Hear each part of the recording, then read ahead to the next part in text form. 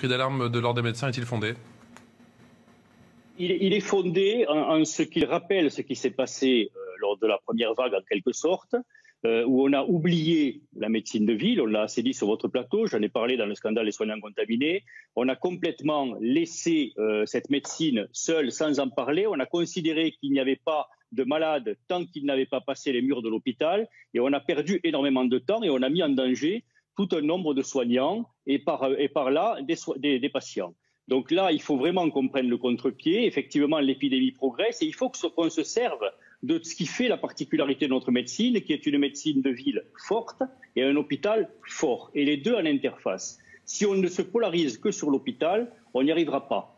Ça veut dire qu'il faut partager le travail, il faut que l'un et l'autre travaillent ensemble, il faut qu'on revoie complètement nos process et nos façons de fonctionner. Comme le dit très justement Patrick Buet, actuellement, les cabinets de ville sont totalement débordés par la demande de soins pour la bonne raison que 100% des gens consultent. En temps normal, quand vous avez mal à la tête, quand vous avez un peu de fièvre, quand vous avez un peu mal à la gorge, vous ne consultez pas forcément, vous attendez que ça passe, comme on dit, et vous allez travailler. Là, entre la peur de la maladie, du Covid, et le besoin de se faire tester, et des fois les demandes des entreprises ou les demandes des écoles, etc., 100% des gens consultent et les cabinets de ville sont totalement débordés et ne pourront pas tenir en l'état. Donc il faut qu'on mette en place des conduites à tenir pour qu'on évite cela et que l'on avance et que l'on arrive à stopper cette épidémie. Question Ludovine de la Rochère. Oui, docteur, est-ce que vous savez si maintenant les cliniques vont être un peu plus associées au travail des hôpitaux, puisqu'elles avaient, dans la première vague, arrêté toutes leurs consultations, toutes leurs activités, attendant d'éventuels patients, puis finalement il y a eu une très grande réticence,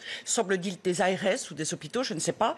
Est-ce que cette fois-ci, on va leur faire à nouveau arrêter leur activité, mais contribuer aux urgences pour les malades? Très rapidement, l'explication a été double. Vous savez, la première, c'est que dans les plans blancs hospitaliers, les cliniques arrivent en troisième rideau.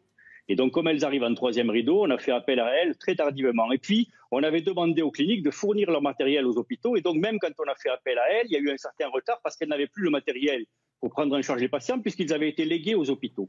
Donc ça s'est fait, ça il faut revenir là-dessus, il faut impérativement là aussi qu'il y ait une vraie interface. On a la chance d'avoir un tissu territorial très important en clinique privée, il faut s'en servir, on a des gens de grande qualité, on a des réanimations de grande qualité, des services d'urgence de grande qualité dans le privé, il faut s'en servir, je veux dire, il faut arriver maintenant à avoir un système mature, une vraie démocratie sanitaire qui fonctionne avec le public et le privé.